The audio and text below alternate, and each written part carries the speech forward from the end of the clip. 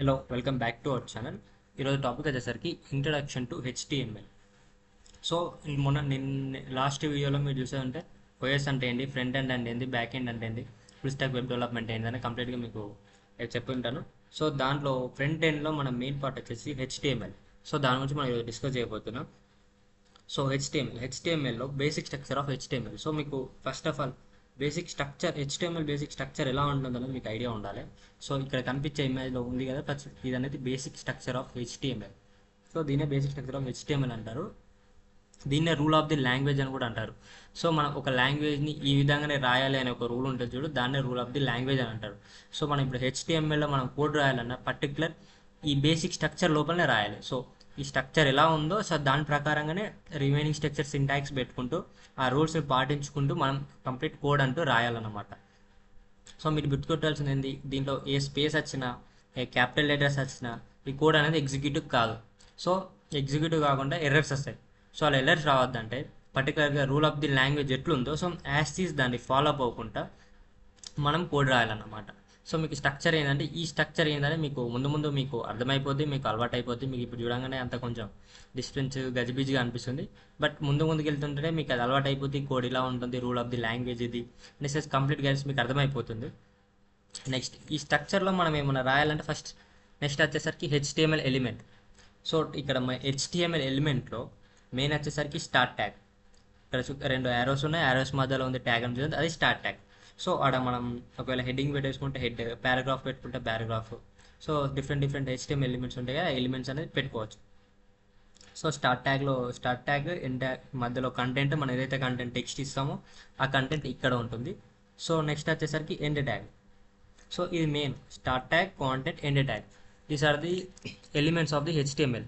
So మళ్ళీ ఈ ఎలిమెంట్లో మళ్ళీ ఎలిమెంట్ రాయొచ్చు. సో ఇక్కడ ఈ స్టాక్ కాడ స్టార్టింగ్ ట్యాగ్, మిడిల్లో కంటెంట్ ఏదైతే ఉందో అక్కడ మనం హెచ్టిఎంఎల్ ఎలిమెంట్స్, నార్మల్గా ఎలిమెంట్స్ కూడా అక్కడ పెట్టుకోవచ్చు. ఒక హెచ్టిఎంఎల్ ఎలిమెంట్లో మరొక హెచ్టిఎంఎల్ ఎలిమెంట్ కూడా యాడ్ చేయొచ్చు. దీస్ ఆర్ ద నెక్స్ట్ వచ్చేసరికి మీకు చెప్తాను, మీకు డైరెక్ట్ కోడ్ ప్లే గ్రౌండ్లో చూపిస్తాను. నెక్స్ట్ మీకు చెప్పాను కదా, మొబైల్లో కూడా ప్రాక్టీస్ చేసుకోవచ్చు, ల్యాప్టాప్లో కూడా చేసుకోవచ్చు. మీరు దానికోసం మీరు ఒక చిన్న కంపైలర్ అని ఆన్లైన్ కంపైలర్ యూజ్ చేయాలి. ఆ కంపైలర్ ఏంటిదని మీకు చూపిస్తాను లైవ్లో చేసి. సో దీన్నే ప్రోగ్రామ్ జెడ్ కంపైలర్ అని ఉంటుంది. మీరు గూగుల్లోకి వెళ్ళి programmezcompiler.com అని కొట్టండి. సో ఎంటర్ కాగానే మీకు ఇంటర్ఫేస్ ఈ విధంగా వస్తుంది. సో ఇక్కడ స్టార్టింగ్ నుంచి ఇటు సైడ్ లెఫ్ట్ సైడ్లో స్టార్టింగ్ నుంచి ఫోర్త్ది ఎస్ సింబల్ లాగా ఉంది చూడండి, హెచ్టిఎంఎల్ సిఎస్ ఎడిటర్. సో దాని మీద క్లిక్ చేయండి. సో ఇది క్లిక్ చేయగానే మీకు ఇక్కడ చాలా కోడ్ రాసి ఉంటుంది గందరగోళంగా. సో ఈ కోడ్ అంతా మీరు రిమూవ్ చేసుకోండి స్టార్టింగ్ నుంచి కింది దాకా.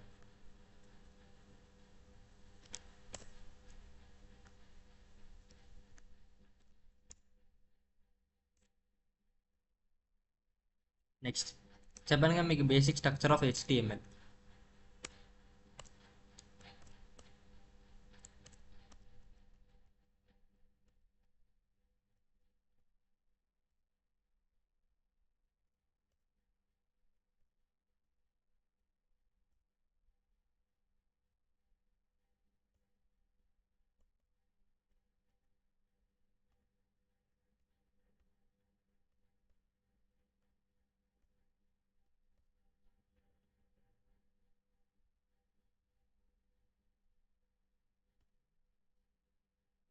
సో కంప్లీట్గా మనం రాసామనుకుంటా HTML heading, body and HTML closing bracket. So ఇది అనేది basic structure of the HTML. So మనం ఇప్పుడు ఎలిమెంట్స్ యాడ్ చేసుకోబోతున్నాం. సో ఎలిమెంట్స్ ఇక్కడ మనం ఏమైనా కోడ్ రాయాలనుకుంటే ఈ బాడీ అనే గ్యాప్ ఉంది, starting body tag plus ending body tag. ఈ మధ్యలో మనం ఏదైతే కోడ్ రాయాలనుకుంటున్నామో ఎగ్జాక్ట్లీ ఆ కోడ్ అంతా ఈ బాడీ ప్రాంతంలోనే రాస్తామన్నమాట. ఏ కోడ్ అయినా, అంత పెద్ద వెబ్సైట్ అయినా ఎనీ కోడ్ అనేది ఈయనే రాస్తామన్నమాట. సో మీకు ఇక రాయాలని మీకు అర్థమైపోయింది చాలు. నెక్స్ట్ వచ్చేసరికి మీకు ఎలిమెంట్స్ ఏముంటాయి ఏంటిదని నేను ఎక్స్ప్లెయిన్ చేస్తాను. నెక్స్ట్ వచ్చేసరికి ఇది అసలు శాంపుల్ వెబ్ పేజ్ అనుకోండి. ఇది ఎగ్జాంపుల్, ఇది శాంపుల్ వెబ్ పేజ్. దీంట్లో ఏమున్నాయి, మీద ఇమేజ్ ఉంది, ఇక్కడ చూడండి ఇమేజ్ ఉంది, మధ్యలో ఏముంది హెడ్డింగ్ ఉంది, కింద వచ్చేసి పారాగ్రాఫ్ ఉంది, కింద వచ్చేసి బటన్ ఉంది. సో మీరు ఏదైనా ఒక వెబ్ పేజ్ తీసుకుంటే ఇన్ని రోజులు నార్మల్గా చూస్తే వెబ్ పేజ్లా చూసారు. సో ఇప్పుడు మీరు ఏంటంటే దాన్ని డివైడ్ చేసుకోవాలి. ఒక వెబ్ పేజ్ చూడగానే డివైడ్ కావాలి, దాంట్లో ఏమేమి ఉన్నాయి అని చెప్పి డివైడ్ కావాలి. ఇక్కడ ఏముంది, మీద వచ్చేసి ఒక ఇమేజ్ ఉంది, కింద హెడ్డింగ్ ఉంది, కింద పారాగ్రాఫ్ ఉంది, కింద బటన్ ఉంది. ఎన్నున్నాయి, 4 ఉన్నాయి, ఎగ్జాక్ట్లీ 4 ఉన్నాయి. చూసా మీకు అర్థమైంది, మీద ఇమేజ్, హెడ్డింగ్, పారాగ్రాఫ్, బటన్. ఇది గుర్తుపెట్టుకోండి. ఈ విధంగా మనం పేజ్ డెవలప్ చేయాలి. సో ఇది ఒక పేజ్ క్రియేట్ చేయాలనుకున్నాం అనుకో, ఎగ్జాక్ట్లీ.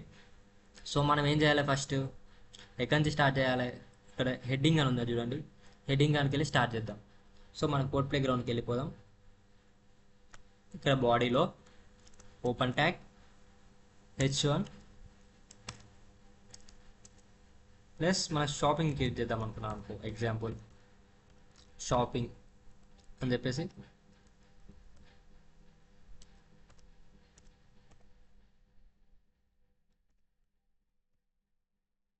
సో ఇది మెయిన్ వచ్చేసి h1 అనేది హెడ్డింగ్ ట్యాగ్ అంటారు అన్నమాట. సో మనం ఇంతకుముందు ఇమేజ్లో చూసినట్టు ఇక్కడ ఏదైతే టూరిజం అని ఉందో దాన్ని హెడ్డింగ్ అంటారు. సో దీన్నే హెడ్డింగ్ పర్పస్ వాడడానికి మనం HTML ఎలిమెంట్లో h1 అనే ఒక హెడ్డింగ్ సింటాక్స్ అనేది వాడతాం, మనం ఎలిమెంట్ అనేది వాడతాం, HTML ఎలిమెంట్ ఇది. సో నెక్స్ట్ ఏం వచ్చేసింది, నెక్స్ట్ ఇమేజ్లో వచ్చేసరికి పారాగ్రాఫ్ ఉంది. సో దానికోసం మనం p అనే ఒక HTML ఎలిమెంట్ వాడతాం అన్నమాట. దాంట్లో ఏంటి, start the message shopping now. So next ఏం చేయాలి, క్లోజ్ చేయాలి. ఒక ఎలిమెంట్ HTML ఎలిమెంట్ ఓపెన్ చేసినప్పుడు నెక్స్ట్ ఒకసారి దాన్ని క్లోజ్ చేయాలి. Middle of the 2 element, starting tag ending tag మధ్యలోనే ఏదైతే మనం అనుకుంటామో అది రాయాలి.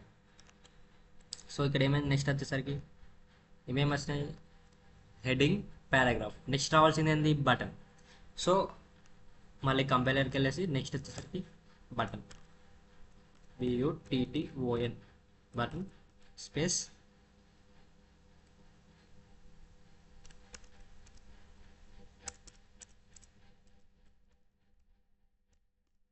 Start now. ఓకే, బటన్ కనుక నేమ్ ఇచ్చేసినాం మనం. సో బటన్ని క్లోజ్ చేసుకోవాలి. ఓపెన్ చేసాం, క్లోజ్ చేసాం. సో పర్టికులర్గా చూస్తే మీరు ఇలా ఈ కంపైలర్లో ఏంటంటే డైరెక్ట్ రన్ అయిపోతుంది. బయట కంపైలర్ చూసుకుంటే రన్ అనే బటన్ వత్తాలి. దీంట్లో ఏంటంటే ఇన్బిల్ట్గా మనం ఏదైతే కోడ్ రాస్తామో దానికి ఎగ్జాక్ట్లీ రన్ అవుతూ అవుట్పుట్ వస్తుంది. ఇక్కడ మీరు చూడండి, మనకి ఇక్కడ ఎగ్జాంపుల్ ఫ్యూ దీన్ని నచ్చినట్టే image, heading, paragraph, button. So ఒక ఇమేజ్ ఒకటి రాలేదు. సో దాని గురించి నేను మీకు నెక్స్ట్ వీడియోలో చెప్తే ఏ విధంగా ఇమేజ్ తీసుకోవాలి, ఏ విధంగా తీసుకోవాలి, ఇంపోర్ట్ చేయాలి ఏంటిదని. సో ఈ కార్డ్ అయితే మీకు ఏమైంది, ఈ 3 అయితే గుర్తుపెట్టుకోండి. ఫస్ట్ స్టెప్ బై స్టెప్ ఒకటేసారి అంతా నాలెడ్జ్ అంతా మీ మైండ్లో పెట్టుకోవాలంటే గుర్తుండదు. మీరు ప్రాక్టీస్ చేయండి ఫస్ట్ ఆఫ్ ఆల్. ఇది మీకు కంప్లీట్గా అర్థమైన తర్వాత నెక్స్ట్ ఇంకో స్టెప్కి మూవ్ అవుదాం. So step by step move అయితే మీకు కంప్లీట్గా ఈజీగా గుర్తుండిపోతుంది. సో మీరు గుర్తుపెట్టుకోవాల్సింది హెడ్డింగ్, పారాగ్రాఫ్, బటన్. ఈరోజు మనం నేర్చుకున్న కీవే కాన్సెప్ట్స్ ఏంటి, ఇమేజ్, హెడ్డింగ్, పారాగ్రాఫ్, బటన్, ఈ 3 నేర్చుకున్నాం. సో ముందు మనం నేర్చుకోవాల్సింది ఏంటి, HTMLలో ఈరోజు మనం నేర్చుకున్న కాన్సెప్ట్ ఏంటి అంటే HTML సింటాక్స్ నేర్చుకున్నాం, HTML బేసిక్ స్ట్రక్చర్ నేర్చుకున్నాం, HTML ఎలిమెంట్స్ నేర్చుకున్నాం. ఏంటిది, హెడ్డింగ్, పారాగ్రాఫ్, బటన్.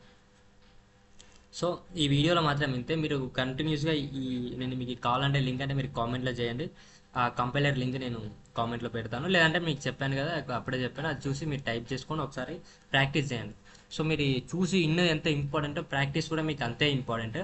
మీరు ప్రాక్టీస్ చేస్తుంటేనే మీకు అర్థమవుతుంది, మీకు ఎట్లా సాల్వ్ చేయాలి, ఏ విధంగా ఎంటర్ చేయాలి, కంప్లీట్గా మీకు అర్థమవుతూ ఉంటుంది.